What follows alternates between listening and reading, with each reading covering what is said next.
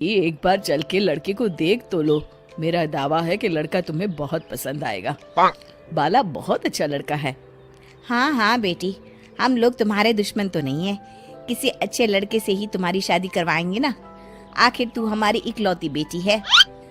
अच्छा ठीक है माँ, अब ज्यादा भावुकतापूर्ण शब्दों का इस्तेमाल ना करो। मैं चलने के लिए तैयार हूँ।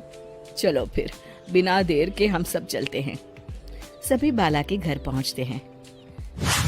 अरे क्या बात है बहन जी, अभी तक आपका बेटा नहीं आया? जी बस आता ही होगा। तभी वहाँ बाला आता है। लो जी, आ गया मेरा बेटा। ये लोग तुझे देखने आए हैं और ये इनकी बेटी नम्रता है। बाला के सर पर बिल्कुल बाल नहीं होते। ये देख नम्रता और उसके परिवार वालों की आंखें फटी की फटी रह जाती है। ये तो टकला है। हे भगवान, माँ पिताजी, आप दोनों एक टकले से मेरी शादी करवाने वाले थे। अरे ये तो पूरा उजड़ा चमन है। देखो बेटी, इस तरह किसी का मजाक उड़ाना गलत है। किसी के बारे में इस तरह की बातें नहीं करते। बालों का क्या है, वो तो आते जाते रहते हैं।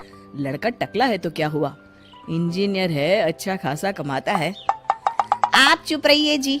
इसकी तरफदारी इसलिए कर रहे हैं क्योंकि आपके भी सर पर बाल नहीं है। मैंने तो आपसे शादी कर ली, मगर मैं अपनी बेटी की शादी एक टकले से बिल्कुल नहीं करवाऊंगी। अरे ये क्या, कब से आप लोगों ने टकला टकला लगा रखा है? और माफ करना, तुम भी कोई हूर की परी नहीं हो। तुम लोग मेरे घर में आकर मेरी ही बेइज्जती कर रहे हो। निकल जाओ यहाँ से। हाँ हाँ तो जा रहे हैं ना, हमें भी यहाँ रुकने का कोई शौक नहीं है। नम्रता और उसके परिवार वाले उठकर वहाँ से जाने लगते हैं। तभी नम्रता का छोटा भाई जाते जाते कहता है, टकला, तेरा बाप टकला। और इस तरह बाला का रिश्ता टूट जाता है। फिर एक दिन सड़क के किनारे एक आदमी घूम घूम कर कंधी बेच रहा होता है। कंधी ले लो, कंधी, एक से बढ़िया एक कंघी ले लो, नए जमाने की कंघी ले लो। अरे भाई ये ले लो। घूमते घूमते वो बाला के पास पहुंच जाता है। अरे भाई साहब, कंधी लोगे क्या? ये लो। तभी उसकी नजर बाला के सर के ऊपर पड़ती है। अरे माफ करना भाई साहब, आप इसे लेकर क्या करोगे? आपके सर पर तो बाल ही नहीं है। आपका तो स्टेडियम पूरा खाली है। चलता हूँ, कंधी ले लो, कंधी ले लो। कंधी वाले की बातें सुनकर बाला को बुरा लगता है।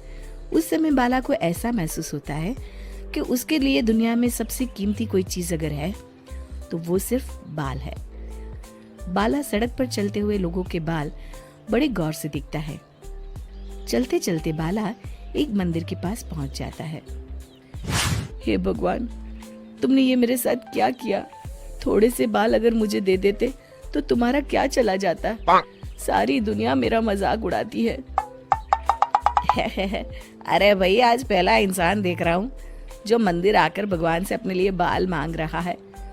बेटा, भगवान ने तुम्हें सब कुछ तो दिया है। अच्छी सेहत है, अच्छी नौकरी है। लगता है तुम्हारी तबीयत ठीक नहीं है। घर जाओ, सब ठीक हो जाएगा। बाला वहां से चला जाता है।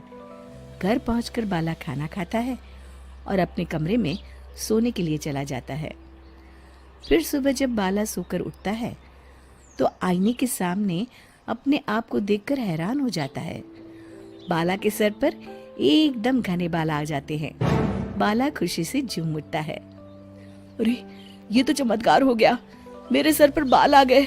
लेकिन ये हुआ कैसे? दोस्तों, अगर आप इस कहानी का दूसरा भाग देखना चाहते हैं तो हमें कमेंट करके जरूर बताएं।